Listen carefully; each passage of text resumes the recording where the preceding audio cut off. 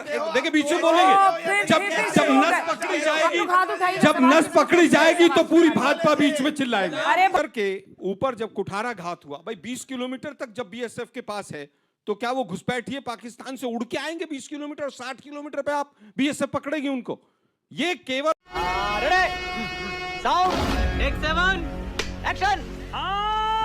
सुझाव दे रहे हैं, वो कह रहे हैं हमारे दो संघ प्रमुख कह रहे हैं आलोक जी, क्या इस दिशा में इस देश को बढ़ना चाहिए? देखिए, मुझे लगता है कि इन्होंने जो बीजेपी के प्रवक्ता महोदय ने बोला वहीं से शुरू करते हैं। इन्होंने कहा घुसपैठियों के खिलाफ कार्रवाई करनी चाहिए, हम भी कह रहे हैं करनी चाहिए, किसी ने मना तो नहीं किया। तो क्या मोहन भागवत जी 3 बच्चे इसलिए पैदा करवाना चाहते हैं कि घुसपैठियों के लिए कार्रवाई करने के लिए हम अपनी आबादी बढ़ाएं? ये सरकार का काम नहीं है क्या? दुर्भाग्य यह है कि जो सरकार 11 साल में एक भी पॉपुलेशन पॉलिसी नहीं लेकर आई, जो सरकार किसी भी तरह का सेंसस करने से डरती हो, उनके जो मुख्य व्यक्ति हैं जिनकी पूरे मार्गदर्शन पे पूरी सरकार चलती है, वो आज सलाह दे रहे हैं कि 3 बच्चे करने चाहिए। खुद आरएसएस के तमाम लोग खुद शादियां नहीं करते, बाकी सब 3-3 बच्चे पैदा करो। क्यों? क्योंकि डेमोग्राफिक जो हमारा पॉपुलेशन पिरामिड है उसको बैलेंस करना है। तुलना करते हैं जापान से, जापान की आबादी 12 करोड़ के करीब है, हम 150 करोड़ पार करने को जा रहे हैं, विश्व में सबसे ज्यादा पॉपुलेटेड है। अंजना जी ने अभी बताया कि 35 वर्ष से कम के लगभग 65% आबादी हमारी है, तो उनको बुजुर्ग होने में कितना टाइम लगेगा? अभी कोई पॉपुलेशन पॉलिसी नहीं आएगी, हम किसी तरह की कोई काम नहीं करेंगे, लेकिन हिंदू मुसलमान जरूर करेंगे। बेशर्मो शर्म करो, शर्म। चाहे वो मोहन भागवत जी हो, चाहे बीजेपी के प्रवक्ता हो, मुख्य जो उद्देश्य है वो हिंदू मुसलमान कैसे करके, क्योंकि अब बिहार का चुनाव आ गया, दिल्ली का चुनाव था, दिल्ली में बहुत सारे घुसपैठिए आ गए थे, दिल्ली का चुनाव समाप्त हो गया, अब सारे घुसपैठिए अपने घर चले गए और सरकार बड़ी शांति से काम कर रही। अब बिहार में सारे घुसपैठिए घुस गए, थोड़े दिन बाद वो बंगाल में चुनाव होगा तो सारे घुसपैठिए वहां घुस जाएंगे। अरे देश के गृह मंत्री हैं आप कह रहे हैं साहब घुसपैठिया समस्या। 11 साल से आप पकौड़े तल रहे थे सरकार में बैठ के, केवल आप एमएलए खरीदने का और 50-50 खोखों में सरकार गिराने का काम कर रहे थे क्या आपने? ये तो लेने के देने पड़ गए। कितनी फेंसिंग की उसको संसद में बताइए ना, आपने कितने घुसपैठियों को बांग्लादेशियों को वापस भेजा, इसको बताइए ना। इलेक्शन कमीशन को अपना पिट्ठू बनाकर आप बिहार के चुनाव को घुसपैठियों के नाम पर हिंदू मुसलमान में बांटना चाहते हैं। ये मोहन भागवत जी का बहुत गंदा प्रयास है, ये प्रयास बिहार की जनता और देश की जनता स्वीकार नहीं करेगी। आप बताइए ना, 11 साल में आप एक पॉपुलेशन पॉलिसी कोई लेकर आए हो कि हम कैसे पॉपुलेशन को कंट्रोल करेंगे? कैसा हमारा पॉपुलेशन पिरामिड 20 साल के बाद होगा, 47 के बाद विश्व गुरु हो जाएंगे हम? अरे भाई कैसे हो जाएंगे? पर कैपिटा इनकम जापान की और अपनी तुलना कीजिए, लगभग 20 से 25 गुना का फर्क है, लेकिन उसके बावजूद हम तुलना जापान से करेंगे। ये केवल और केवल चुनाव को हिंदू मुस्लिम करने का एक कुत्सित प्रयास है और हम इसकी आलोचना करते हैं। आप सेंसस कराइए और पॉपुलेशन पॉलिसी लेकर। मिस्टर रागी, ये बात तो सही है। रागी की इस प्लेटफॉर्म से भूरी निंदा करता हूं, क्योंकि भारत के मुसलमानों को ये कंडेम कर रहे हैं। पता नहीं कौन सा संगठन है, कहां पढ़ाते मुझे नहीं मालूम। मैंने आपके बीच में नहीं बोला, सुन लीजिए, मैंने आपके बीच में नहीं बोला। मैंने भारत के हिंदुस्तान के भारतीयों ने, मैंने कहा कि इस देश के मुसलमान, इस देश के मुसलमान एफआईआर दर्ज होनी चाहिए। समर्थन करते हैं। किस तरीके से बात करते हैं आप लोग? बिल्कुल हम करते, बिल्कुल एफआईआर दर्ज होनी चाहिए ना। आप कांग्रेसी प्रवक्ता हैं, आप बिल्कुल एफआईआर दर्ज होनी चाहिए। नहीं है, आप बिल्कुल निष्पक्ष पत्रकार नहीं है। आप कांग्रेस के प्रवक्ता, आपको दर्द क्यों हो रहा है?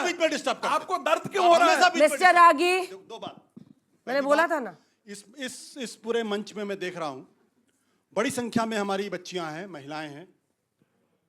इससे ज्यादा महिला विरोधी बयान हो नहीं सकता। अगर मैं गलत कह रहा हूं तो बच्चियां खड़ी होकर बोले मैं गलत कह रहा हूं।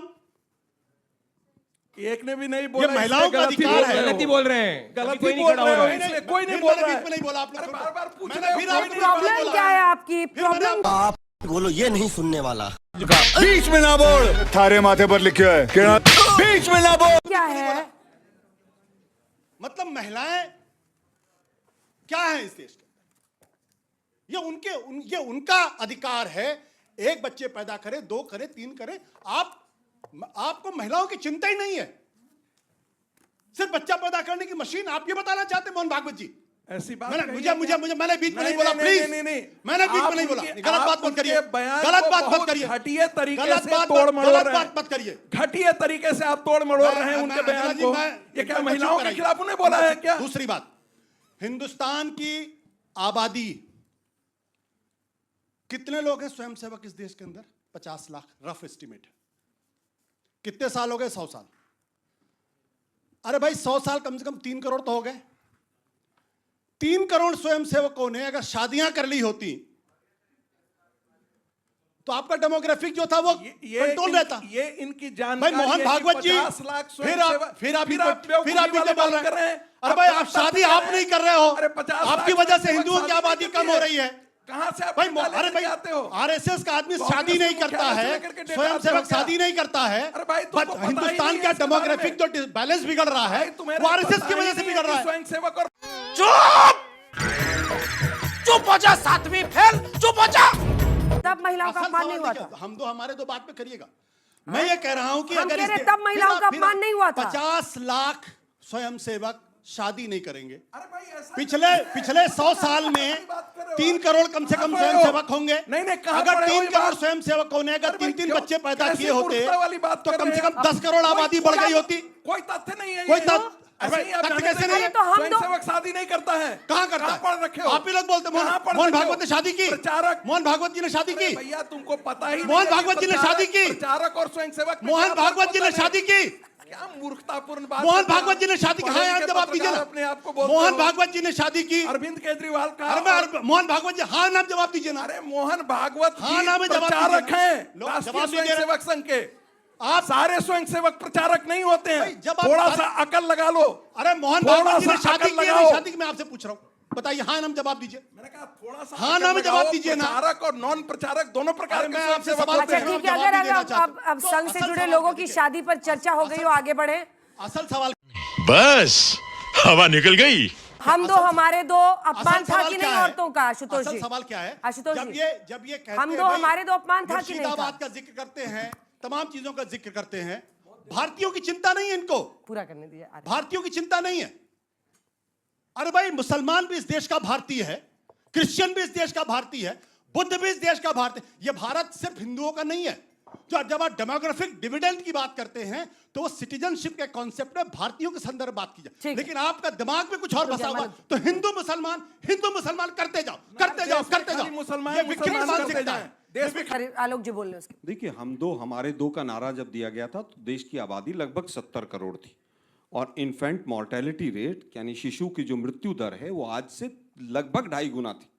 तब ये नारा दिया गया था, तब एहसास किया गया था कि जनसंख्या अभी से कंट्रोल होनी चाहिए। लेकिन दुर्भाग्य ये है कि इन्फेंट मॉर्टेलिटी रेट लगातार गिर रही है, उसमें कमी आ रही है। हमारे यहाँ पर रोजगार नहीं है और उसके बाद महिलाओं को ये कहा जाए या समाज में ये मैसेज दिया जाए कि 3-3 बच्चे होने चाहिए। पहले डिसाइड करते हैं कौन क्या खाएगा, फिर महिलाएं क्या पहनेंगी। आज ये डिसाइड कर रहे हैं कि कौन कितने बच्चे पैदा करेगा। दुर्भाग्य ये है कि मोहन भागवत जी सरकार से पॉपुलेशन पॉलिसी के ऊपर एक सवाल नहीं पूछ रहे। कैराना की जो बात इन्होंने अभी कही, कैराना में इन्होंने खूब हिंदू मुसलमान किया, लेकिन उसके बावजूद वहां एक मुस्लिम बच्ची सांसद बन के संसद में गई और कैराना की आवाज उठाती है और तमाम हिंदू उसका भी साथ देते हैं। दुर्भाग्य यह है कि जिस बीएसएफ के बिल का विरोध किया गया, वो क्या था विरोध? पंजाब में था वो कि 20 किलोमीटर तक जो पुलिसिंग है वो बीएसएफ के पास रहेगी। उसको 20 से बढ़ाकर इन्होंने 60 किया। ये कहीं ना कहीं जो फेडरल स्ट्रक्चर था उसके ऊपर अटैक था। अब 20 किलोमीटर तुम चुल्लू भर पानी में जाके डूब के मर जाओ। देखिए बीच में बोलेंगे, जब नस पकड़ी जाएगी, जब नस पकड़ी जाएगी तो पूरी भाजपा बीच में चिल्लाएगी। अरे भंडारी जी, भंडारी जी, भंडारी। मैं इनके किसी के बीच में नहीं बोला, अंजना जी, मैं किसी के बीच में नहीं बोला। मैं केवल ये कहना चाहता हूं कि आज आपको क्रेडिट मिलता है, आपने कभी बीच में नहीं बोला। फेडरल स्ट्रक्चर के ऊपर जब कुठारा घात हुआ, भाई 20 किलोमीटर तक जब बीएसएफ के पास है तो क्या वो घुसपैठिए पाकिस्तान से उड़ के आएंगे 20 किलोमीटर और 60 किलोमीटर पे आप बीएसएफ पकड़ेगी उनको? ये केवल और केवल पंजाब के फेडरल स्ट्रक्चर पर अटैक था, इसलिए संसद में उसका अपोज हुआ था। अब हमने बार बार पूछा, 2014 में 89,000 लोगों को, बांग्लादेशियों को वापस भेजा था, 89,000, और पिछले 11 साल में सारा मिला लें तो भी 89,000 घुसपैठियों को वापस नहीं भेजा। संसद में कई बार सवाल पूछा गया, उत्तर नहीं मिलता है, उत्तर नहीं मिलता है। सेंसस नहीं लाएंगे हम जनगणना नहीं कराएंगे, यही हिंदू मुसलमान करेंगे हम। हम लोगों को भ्रमित करेंगे। जब जब जिस राज्य में चुनाव होगा वहां घुसपैठियों का मुद्दा उठाएंगे। अपनी जिम्मेवारी कभी नहीं लेंगे। हम देश के गृह मंत्री कभी जिम्मेवारी नहीं लेंगे। दुर्भाग्य यह है कि यह हिंदू मुसलमान अब चल नहीं रहा है। अब केवल और केवल वोट चोरी चल रही थी, जिसके ऊपर विराम लगा है। आज इसलिए तिलमिलाए हुए हैं कि अब फिर दोबारा हिंदू मुसलमान ले आओ। अरे भाई, आपने एसआईआर के माध्यम से जो बिहार में किया, बिहार की जनता जाग गई कि ये सरकार किस तरह से वोट चोरी करके सरकार बनती है। इसलिए हिंदू से आप मुसलमान ध्यान लाया गया। भटकाने के लिए प्यारी समझ गई। मुझे लगता है कि हिंदुस्तान में एक प्रदेश है जहां घुसपैठियों की पहचान की गई, असम। कितने लाख थे? 20-22 लाख के आसपास। कितने साल हो गए? एक भी घुसपैठियों को अभी तक बाहर भेजा? क्यों नहीं भेजा? मैं आपसे नहीं पूछ रहा हूं, तो ये मुद्दा बनाते हैं। जब आपने पहचान कर ली 20 लाख से ज्यादा घुसपैठियों की बाकायदा कानूनी तौर पर, आपने क्यों नहीं भेजा? क्यों नहीं भेजा? इस सवाल पूछिए इनसे जरा। तो नारे देने, दूसरी बात आपने कहा हमारी प्रधानमंत्री जी, हमारे भी प्रधानमंत्री जी, उनकी मां को कोई गाली देगा, उसके साथ ऐसा व्यवहार हो कि दोबारा कोई सोच ना सके। लेकिन भारतीय जनता पार्टी के प्रवक्ता, मैं नाम ले रहा हूं, प्रेम शुक्ला ने उनकी माता जी को गाली बकी गई थी। साथी को मैंने सुना था, मां की गाली दी थी। मत करिए कोई प्रोग्राम। आप आज तक के प्रोग्राम में दिया था। और उनमें उनको भी माता नहीं, जी को एक गाली मिनट, बकी गई बिल्कुल थी। गलत पूरा बात, बोलिए गलत आशुतोष जी, आप बात। जर्नलिस्ट आज हैं। तक पार्टी ने प्रेम शुक्ला को अपने पार्टी से बाहर कांग्रेस आज के तक- प्रवक्ता ने उनकी माता जी और को आप गाली दूसरे बकी के थी, माँ के भूल बारे गए? में उसके बात बारे में क्यों नहीं बोल रहे हैं आप? दूसरे के मां के बारे में बात यार, करते हैं आप।